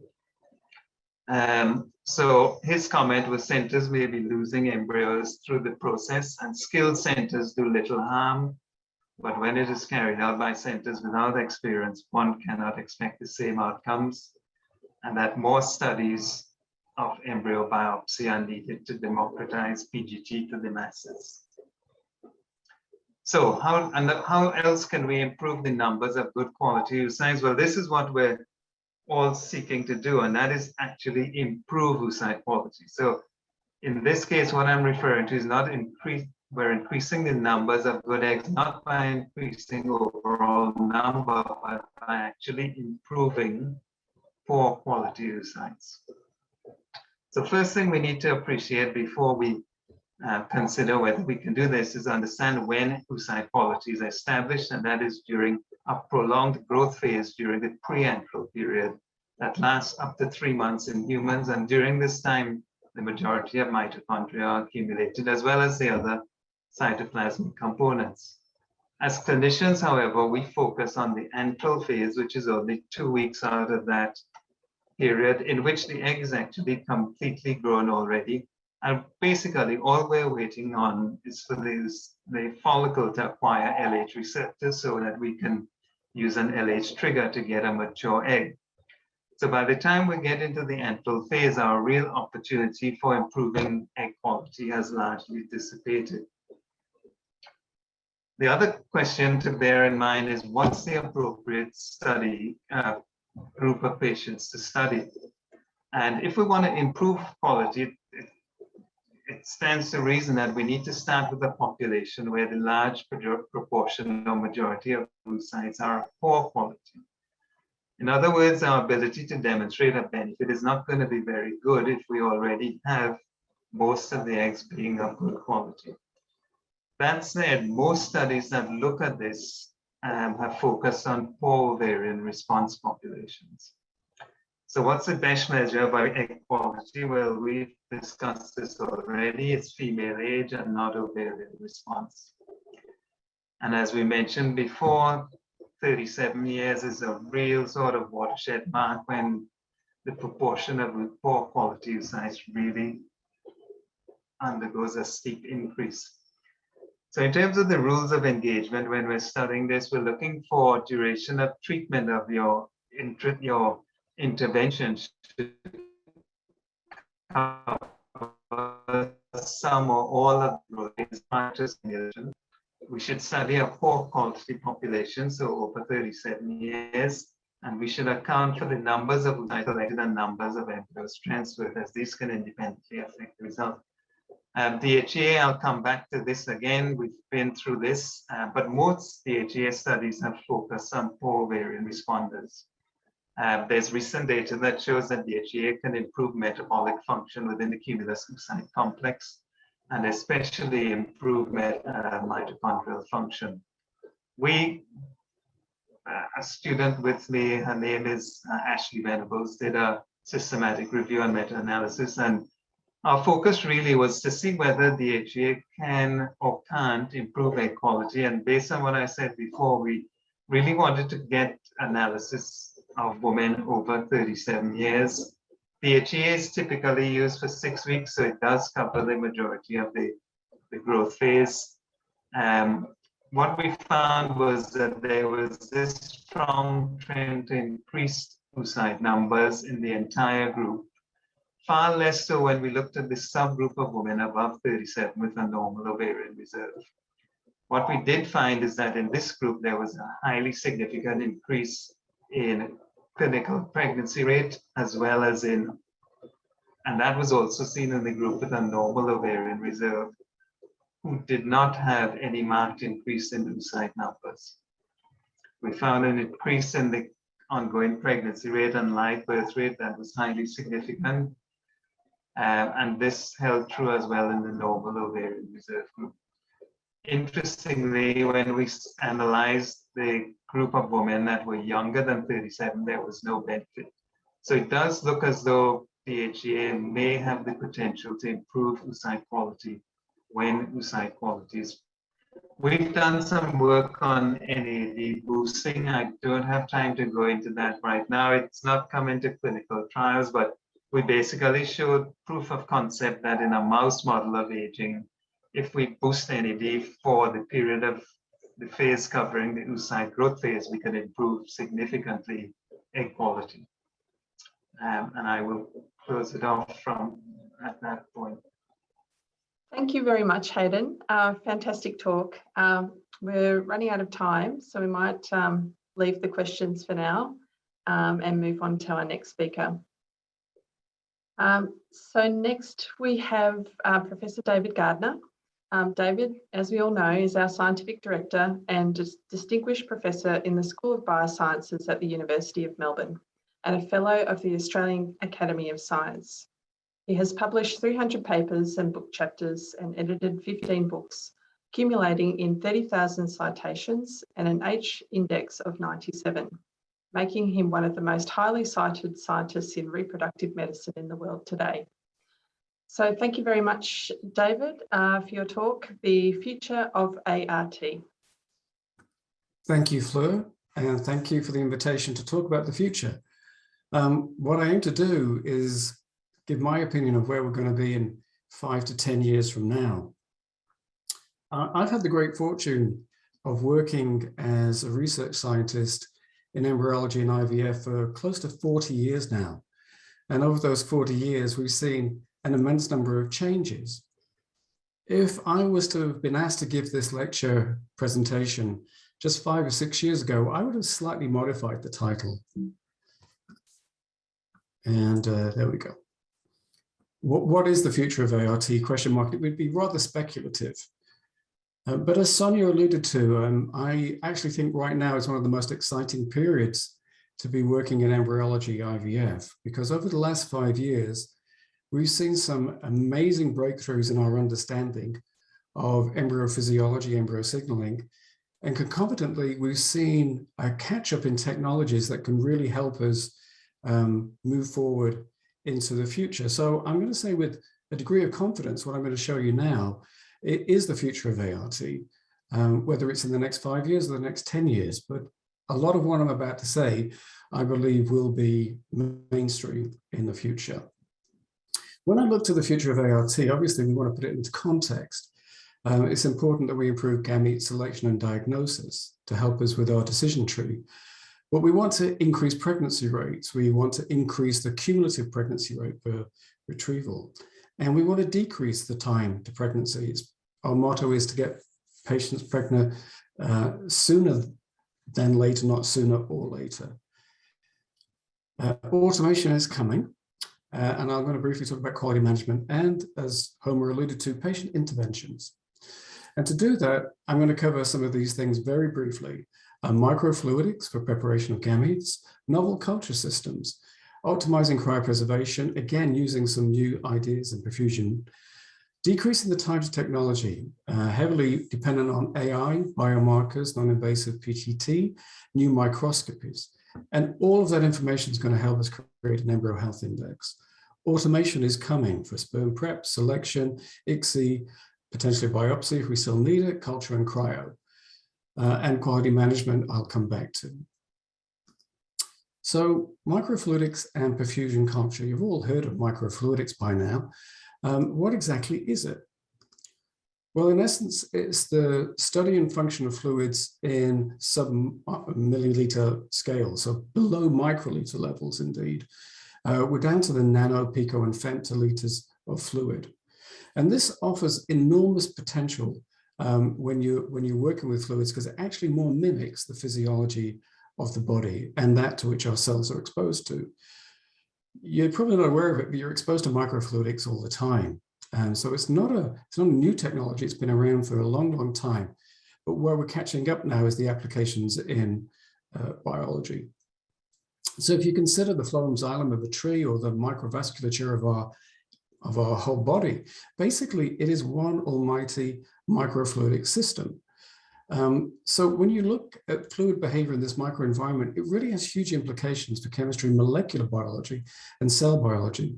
And that's because fluids work in a different fashion, but also because you're working in much closer proximity with the contents of the fluids, and therefore you can work at much lower concentrations of template, whatever that is. So like I said, it has size, mechanical advantages, and you're creating microenvironments. Another interesting facet of microfluidics is that when you work in larger volumes, you have turbulent flow. But when you work in small sub-microliter levels of fluid, you actually get what we call streamline or laminar flow. So here's an example of turbulent flow, where we've introduced 2 streams of fluid in the milliliter level, and they mix, and you can watch them mix. But however, when you get down to these small volumes and you introduce them, they behave in a laminar way, and they don't mix. In fact, there's a nice intersection between 2 streams. So this kind of approach is really ideal because you can separate motile objects from each other. In other words, sperm would be a great example. This isn't a new concept. In fact, it was first really shown by Shu Takayama and Gary Smith in Michigan back nearly 20 years ago now, that you could use this approach. And they developed a device whereby they could have 2 streams, and one of which they passed semen, and only motile sperm could actually break through that intersection, and they were able to collect viable sperm. So pleased to say that this technology is alive and kicking. This is work done in collaboration with the Royal Women's through the lab of Majid Warkiani, who's one of Australia's up-and-coming stem cell microfluidic experts. And Steve, one of the PhD students working with Deb Gook, was able to isolate sperm from leukemic cells using this kind of device. Currently, I'm delighted to let you all know that we have a PhD student, Dale Goss, who currently works in IVF Australia, and he's working with Majid under the supervision of Gavin and myself. The idea is not to just use these devices for sperm separation, but what they're really innately capable of, which is more importantly, diagnostics too. So we look forward to what this project develops. We use this technology ourselves. This is a paper that I did with MIT when I was working in America. And we were able to create a microfluidic device to measure the metabolism of a single embryo by analyzing spent culture media. But what was really impressive about it, not only were we able to do it, but the sensitivity of this approach was an order to 2 orders of magnitude higher than anything we'd ever been able to achieve before using what we thought were very sophisticated methods of single cell analysis. So this schematic shows some ideas I had over a quarter of a century ago, and it's from an essay I wrote about what I thought the future of IVF was going to be like. And it involved blastocyst culture and transfer blastocyst biopsy biomarkers. But one of the things, and they've all come to pass, but one of the things that was in there was this concept of perfusion culture, whereby you'd be able to have your embryos in a microfluidic or some form of perfusion device and introduce constant gradients of nutrients, much as would the embryo see within the oviduct as it transitions into the uterus. So rather than have sequential media, you could have a flow of metabolites and nutrients. You could also introduce specific factors at stage-specific times. So it had a lot of inherent advantages in this concept. But the technology back in the early 90s certainly wasn't there, and we struggled. But this is something that I've really worked on and off for the last 30 years, and I've done so with my colleague, Jeremy Thompson in Adelaide. More recently, we've had a breakthrough in that we've been able to use 3D printing technologies to create a device capable of actually housing an embryo, visualizing it, and it's compatible with microperfusion. So here are embryos, these are mouse embryos, and these are 3D printed pods, 3D printed. These pods with the embryos in dock with a garage, and you can see that they've got these ports on, and we can attach our whole perfusion system to them, and you can actually attain microperfusion. So this is a really exciting type of development that we're facing right now. So that would be for embryo culture. What about diagnostics? What about embryo viability and health? How do we assess those? Well, for 40 years, we got very good at looking at embryos. And we even came up with some very elegant alphanumeric grading systems to try and quantitate the inherent viability of these embryos. But we just looked at them. And then we came along time-lapse. Time-lapse has been a fantastic tool. It's really helped us enormously in the IVF lab and led to improved outcome as it's been introduced across the Virtus network. But all you're doing is looking at the embryos more frequently. I like to say, you know, what we've been doing for 40 years is you go to the doctor and the doctor says, hey, you look great. And then with time-lapse, you just go every day and he says, you still look great. Can we not take a pulse? Well, we can. We can look at the surrounding culture medium and we can analyze this for nutrients such as pyruvate and glucose. And we can look at metabolites produced such as lactate and ammonium. We can also look at amino acids. We can actually use other sophisticated platforms. And more recently, DNA, microRNAs, and exosomes have been the target of such analysis. And of course, this would pave the way for the holy grail of non-invasive PGT, which I'll come back to. But briefly, the significance of metabolism is paramount. Energy is fundamental to the survival of any cell type. Metabolism of the pre-implantation embryo is really fascinating because it changes throughout development from the fertilized egg to the blastocyst. It undergoes the most dramatic of changes in metabolic function, from being a very quiescent tissue, incapable of using glucose, to the most active tissue in the human body, consumes vast amounts of oxygen and glucose and produces lots of lactic acid. But what's really important is if you lose this regulation at any stage of development, developmental competence is lost. So that means that metabolism is a very good biomarker. And these are data showing glucose uptake by human blastocysts, individual human blastocysts prior to transfer. And you can see that when you look at the glucose consumption of those blastocysts that give you pregnancy rates, they're much, much higher and significantly higher than those which fail to give you a pregnancy. More recently, we revisited this, but we did a wider study, and this is work from Laura, who is one of our graduate students, with Lisa, who's our lab manager at Melbourne IVF. And we wanted to look at the metabolic activity, but relate it to lots of other parameters, such as morphokinetics, the grade, the KID score, artificial intelligence. The first thing that she reported was that, yes, glucose uptake is indeed related to blastocyst viability. Those blastocysts with a high glucose uptake are more likely to give you the pregnancy. When Laura looked at the degree of expansion and the rate of expansion, she found that those embryos that were quicker to expand from the start of cavitation to full expansion had a higher glucose uptake. And what's also interesting, it's been shown in a few labs around the world that this parameter, the time from cavitation to expansion, is related to the ploidy status of the embryo. Aneuploid embryos take longer than euploid embryos to undergo this key transitional state. Interesting. And we've shown here that metabolism is different too. We also went on to show that the glucose uptake of the blastocyst was related to the Gardner grade, the KID score, AI score, so that's all very promising. That the parameters we're using actually are related to physiological biomarkers. And we're able to look at amino acid utilization. And what we're able to show, and this is looking at artificial intelligence scores, that those with a low AI score had a different physiology compared to those with a higher. So we published some of these data. We also had this project, Morphology, Morphokinetics, AI, and Metabolism are reflective of aneuploid stress in human embryos. This was a work we submitted, a pilot study we submitted, but again, they kindly sent it back and said, go and collect more samples. So we're currently doing that. But I've used this term aneuploid stress. Aneuploid embryos, aneuploid cells, by default, have an abnormal chromosomal complement, and therefore they have an abnormal gene expression profile, leading to an abnormal protein, proteome, which leads downstream to abnormal physiology.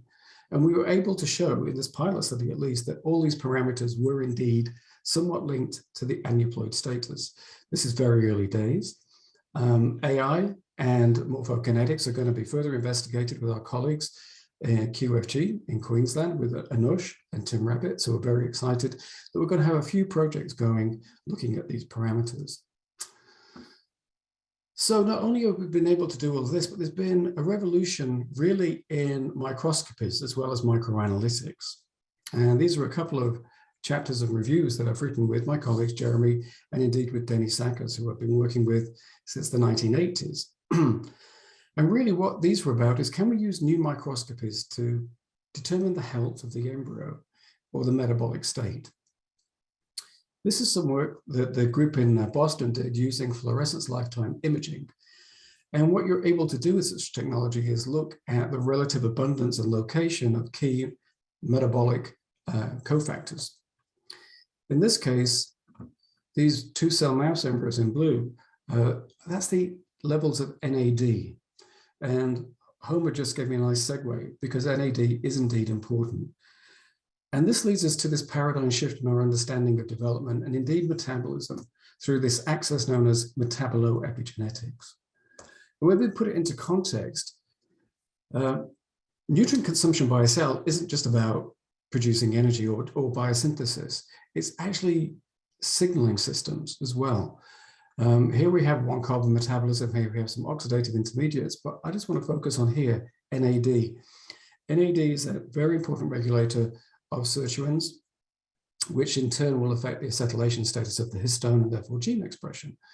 It's one of the interesting things. There's a paper down here by one of our grad students, Jarman Lees, whereby we were able to manipulate the levels of NAD around embryonic stem cells. And by increasing the NAD, we were able to make those stem cells more pluripotent. They became more naive. And we know that as we get older, we'll become less and less able to synthesize NAD. So I think NAD is a particularly interesting inverse biomarker of health and pluripotency. And that is really an exciting subject area to be working in. Now, artificial intelligence. This was one of the first papers, and it's a very important paper and a very proud moment for Veretis that this came out. We were one of the first groups in the world to talk about using AI to select the human embryo. But since its publication, you're probably aware of an abundance of publications that have followed, all using AI to select embryos or attempting to select embryos. But AI goes beyond that. This is a great paper by Charlie Borman and the team in Boston, looking at ways that AI can help us act as early warning systems in embryo culture conditions and looking at embryologist performance. So that's a really exciting concept. We can use AI to help us manage our lab. So this is really a segue into George's presentation about precision. AI is all well and good, but it's heavily dependent, if not ultimately dependent, on the quality of data that you have. And this is where really with precision and all the work that George and his team have put in, that we're able in the near future to come in with AI and extract all this and help us a great deal in the ART laboratory, but also, and this is really great work by Gerard Lettery, in helping us to be more predictive of stimulation regimens and indeed when to trigger. So this is really exciting times. Which leads us on into automation, laboratory in a box, or the end of embryologist careers as we know it. The latter ain't going to happen. This is a nice review that we wrote about the future of, again, precision medicine and the kind of things that we want to do in the future, whereby putting all those things that I've just talked about into one schematic. We have new microscopies. Hyperspectral and FLIM will certainly tell us more about the metabolic state of embryos. We have new culture devices. Now we can have 3D printed devices to house our embryos and insert into its chamber. Through the channels, we can then take all of that spent culture media and look for metabolites, proteins, mRNA, exosomes, and DNA. And I think this is really where microfluidics will come of its own, because if you've only got a very low copy number, such as you do have with cell-free DNA from a single embryo, then I would imagine that something like microfluidic devices, which have already been used to do genetic analysis, will be an essential tool. And then we have this growing amount of information from image analysis and biomarkers. AI will help us integrate all that and create our embryo health score. So we're fast moving into a time when we'll be able to generate a lot more information about the embryo. So in summary, I think microfluidic devices are already well suited for sperm prep selection, but the future will be in diagnosis as well.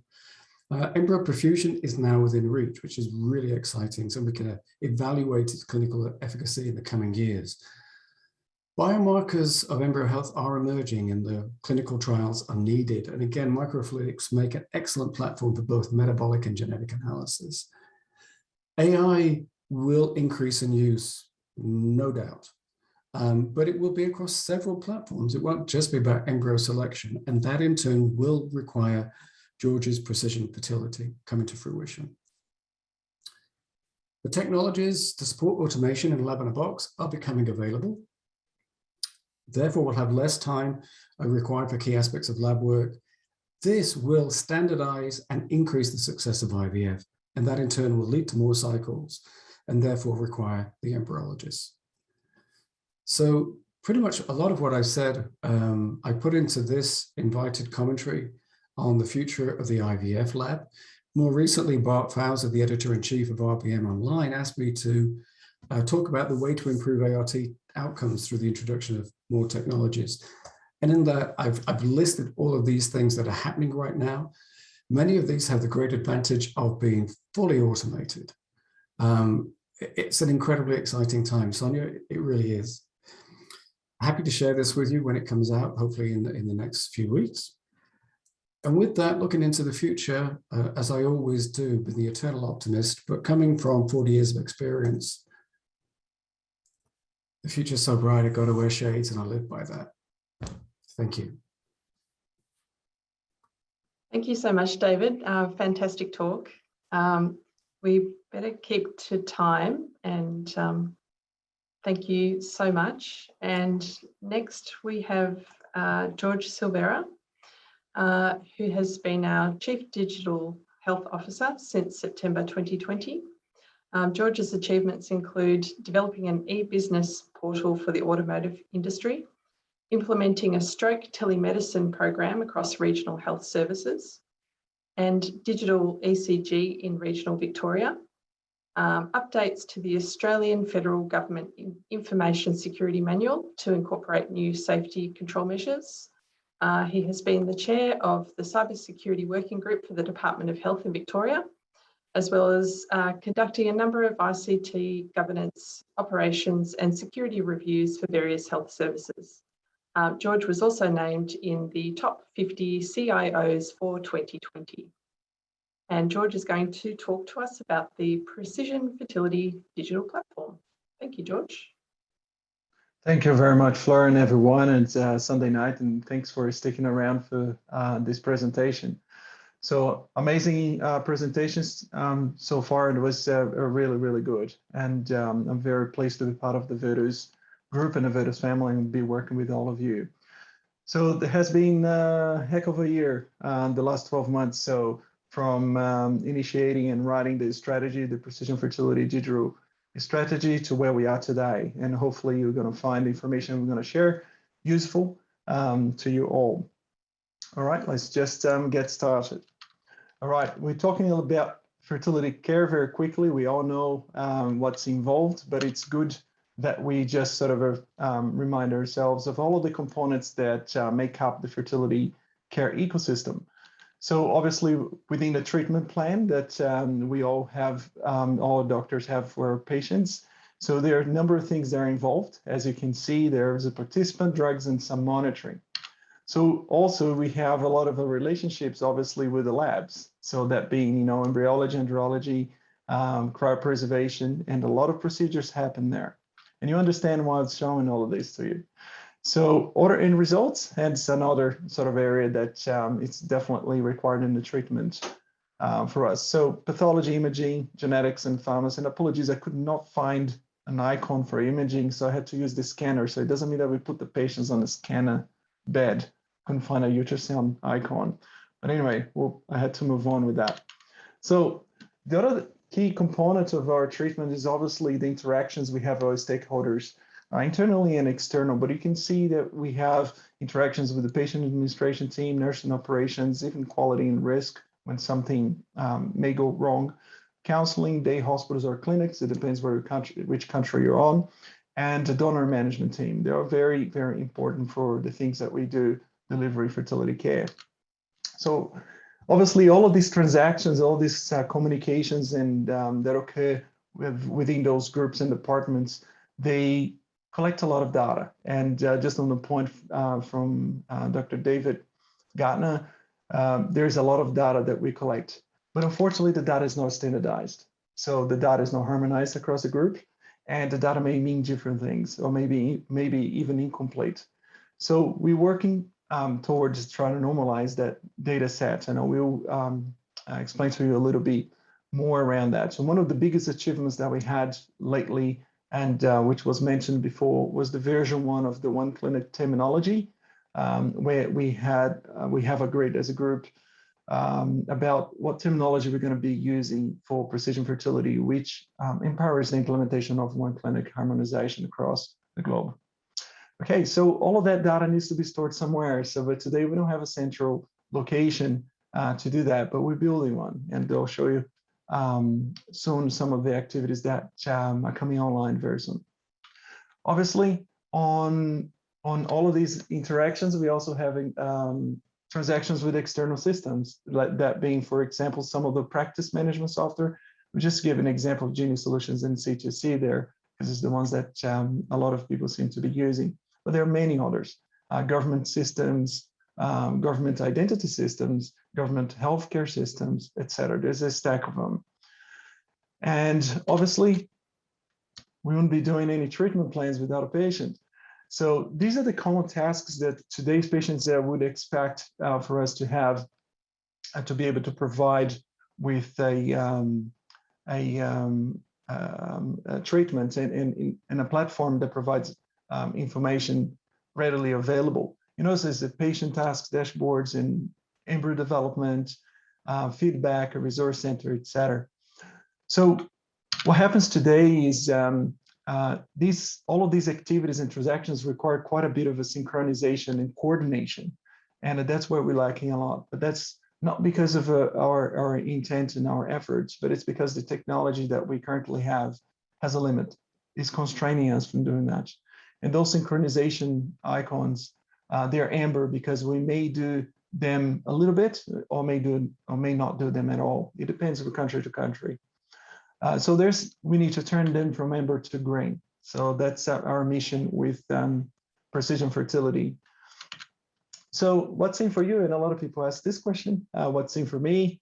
So we're going to run through a few use cases, et cetera. But in a nutshell, for us to be able to achieve that environment and that state of having a fully coordinated and synchronized fertility ecosystem, obviously, we need to do a bit of work there. But once it's done, what is that going to mean for you? So logging time. So being told that there are some clinics and some operations that requires up to 5 logging times even to get to it.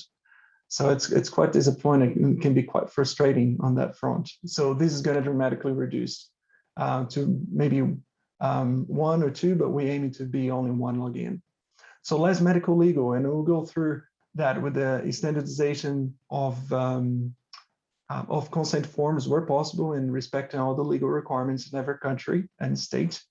But also providing that platform to have a fully auto trial, consenting and education. Electronic coordination of our activities. So we constantly need to talk to the lab, talk to the stakeholder groups, and we use the old email or telephone to get information to communicate with our colleagues. So we implement as part of Precision Fertility a full electronic coordination platform that will interact and will support us in communicating, requesting data, or information for our patients, pretty much semi-automatic, if not automatic in many ways. Significant time saving for non-productive activities. So going back and forth with patients and with all the departments consume a lot of time. So the care coordination or the electronic coordination platform would take that away from you, and we're going to be automating the most used workflows that we have today. They are manual workflows. So it's going to save you significant time so you can actually focus in what matters most, which is on a treatment plan, on the patient, and in the labs. Information available when required. So when and where required, and access to data. So David was talking about information, data needs to be good. And yes, by normalizing, we are able to make sure we store consistently information and data across the organization, but also make that information and data available to our operations consistently globally. Access from anywhere, any device. I mean, I feel that this is something that should have been in place for a long time, but underlying technology does not allow us to do that, but Precision Fertility will. And obviously, decision support systems, artificial intelligence, have good data sets where you can utilize for decision support systems to augment clinical decision making. That is always a good thing, and we're going to focus on that a little bit. What is in for the patient? So this is just some of the really high-level benefits. Obviously, electronic consent and education. So we're aiming to have fully electronic consent and education workflows across the globe. The ability to watch the embryo development live, pretty much, or as live as we want it to be. Video consultations, telehealth. But again, I feel that this conversation we should have that about 5 years ago. But there's some video consultations that we're doing now, but it's all fragmented, using different technologies, different platforms, different auto trial systems. So we're consolidating that to make it a single and simple experience for for our patients. Dashboards, it has to be completed. So medications to be taken, time they should be taking, and report back straight into Precision Fertility, which is the provider portal for you, for the clinician. So we don't have no longer to be doing chasing with the patients to ensure that they had taken their medicines, their medications. So that's fed automatically into the system just by push notifications. And if there are exceptions, you get notified, the care team get notified, and it will speed up a lot of activities.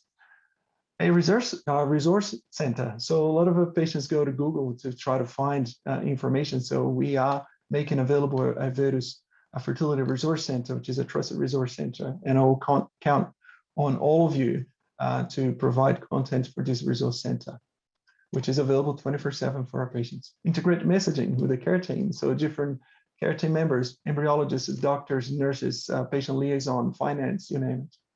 An overview of the treatment plan. Where am I? Where am I at in my journey, in my treatment journey? So that's a question that a lot of people ask when they undergo treatment.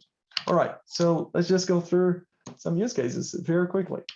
Okay, one of them is about the challenges with consolidated data. So I'm not going to go through the detail of this, but just give you a current picture and how Precision Fertility will solve that. So today, a provider, a doctor, or embryologist, or a nurse needs to go through many different systems to collect information. So what we are doing with Precision Fertility is integrating those systems into the platform. So you go to a single location to have access to it.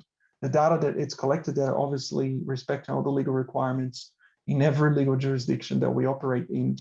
We'll store the data, the de-identified data, obviously, in a data store where we can run our operational and the strategic reporting. So a second use case would be would be when starting a new laboratory cycle. For example, there's in some operations across our group, the information is not readily available to the embryologists, and that can cause a lot of conversations, a lot of contacts there, but also potentially even delaying the work that needs to be done. So with Precision Fertility, all of those communications and the gates will be placed within Precision Fertility, and tasks will be allocated automatically if there is information that is missing, so work can take place. So on the right, you see, which is the Precision Fertility flow, and you always go to one place, which is your provider portal. So no more multiple systems. We're going to reduce that dramatically. All right, the other one is just communication. And I say communication with patients, but it's actually communication with everyone. So it's always a call, an email, and people are busy, they can't access. But the provider portal and the patient portal will obviously have a patient app where you can send notifications. Notifications can be sent in many different ways, emails, SMS, etc. We name it. So we're going to go through the detail when we start developing these stages through the project, and I'll show you where we're at later as well.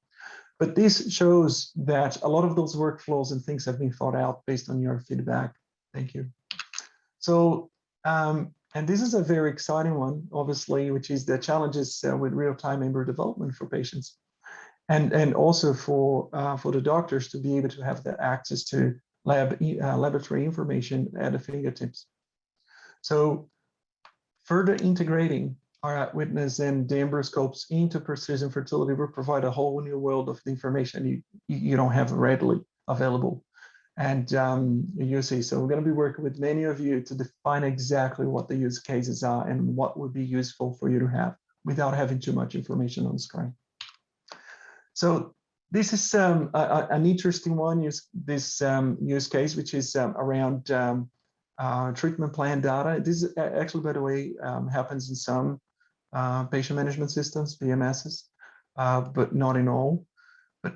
But this is a very important one. For example, today, a doctor may go into a patient management system and enter intention to treat, which, by the way, has lots of different components to it. It has the participants' relationships, the genetic testing, the lab activities, the drug regime, absolutely everything you need for the treatment. So then the doctor has the light bulb moment, usually following some assessment of their treatment, and decides to change the plan and to update the plan. So what happens? A new plan is created and the first plan data is gone. So that is not a very good thing, especially when you want to look back and see what activities has been performed and also not very useful for our research development. So we will need to understand what things are not working well and what things need some improvement. But yes, so with precision fertility is you replay the scenario and we keep it intact, the data integrity across every single stage of treatment and across every single change in the treatment plan and the drug regime, tests and participants, etc. So absolutely everything is fully recorded and kept within a very solid auto trial. So this is another very interesting one, and you're all familiar with this. Some of our operations do better than others, but we go through the most generic ones. So it's management of consent forms and education. So this is a bit of a story here. So obviously, a patient may receive the same form multiple times from us, and this has been reported multiple times. That form may not even be the correct form, so the patient may receive the wrong form multiple times. So the next step here, and next thing that happens is this form may be sent by multiple staff members from our organization, including the wrong forms. And if you can see the patient on the left side, I'll be very confused at that point. But anyway, in some forms that we're required to send, we don't actually send at all. So that form never makes to the patient. So big question mark for the patient. What do I do with all of these forms? I'm just going to sign and send it back. And so they do, including the wrong forms. So those forms are actually accessed by one or more staff members from our clinics, and they are returned and handled. Some of these forms will make to the patient file. Most of them, in fact, will make to the patient file. Some of them will be placed somewhere else, will be misplaced. And what's interesting is that what does happen is some of these forms will never make it. So they actually go where the lost socks go, God knows where. So based on that, this is just to file a consent form to our system. So once we have received those consent forms, we have to process that. And where do we go? To the patient file or files. And if the form is not there, what do? We start all over and we go through the process. So how will precision fertility support us in that journey? Quite simple. So the clinic staff will assign the forms or the treatment to the patient. So the patient will go through the patient portal, which will be notified automatically, push notifications, a task created for the patient to complete those forms. And we'll sign and send it back through the electronic system in precision fertility. This is fully auto trial, and we have a status update absolutely anytime, 24/7, where each patient with their consent and education activities. All right, so that was pretty much the consent form and education. Now, let's move. This is a very last use case, so which is obviously performing multiple logins. I mentioned before, so I won't go through much detail here, but it takes a long time to be able to get to the systems. Due to many reasons, maybe 5 logins, maybe just as slowness, but there's basically one thing in common with all of these problems. They all have architecture constraints. So with precision fertility, it's going to be way, way faster than you have today. So accessing the system is very close to you. So to improve your experience with that. All right, so let's have an early visibility of what's coming to Vertus, and this is pretty exciting. Let's take for an example what's coming up in the next few months. What's going live from precision fertility. As Kate mentioned during her presentation, there will be a number of activities coming live, and I'll show you what they are. So this is an early visibility, so it's still obviously not in production at this point, and we're going to be running a pilot very soon. And following the pilot, we're looking into a more broader sort of rollout within the organization. But this is some of the outcomes, the outputs of the work that we've been doing. So this is a snip of the patient portal. So covering, remember, only one small component, which is the e-consent and education. So the patient will log in and will have access to all of the consents and education materials they are required to access. You notice that, you know, all these videos we have been developing our own materials as well. They're going to be available consistently across our clinics in multiple languages. And whatever language we need that available, we're going to make it available, especially in Europe where we have a lot of language diversity. But you notice that there will be some generic content that they can watch without needing to sign a consent form, for example. So this is just another example. This is actually snips from our own materials that will be coming up and becoming available very soon. This is another screen which just shows some of the status of the activities. For example, this one, the very first box there, the IVF and ICSI e-consent and training modules are in progress and completed 66%. And then you also notice that there are some that are new, flagged as new, and some that are completed. So the patient can simply go there, log in, click on this button, and complete the required packages. So this is kind of another view of the different way of doing this, the training.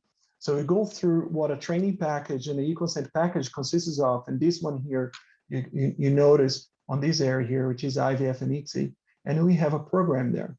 So it goes through the steps to have a full audit trail around what the patient is doing. And up to this point, no further interaction from us. So we set a task, which is tracked automatically with the patient, and we kept informed each point on the way, each stage on the way. And if those tasks are not performed within a certain period of time, reminders are sent, and then escalation can be created. Escalation workflows can be created, so it can escalate and someone make a phone call to that particular person.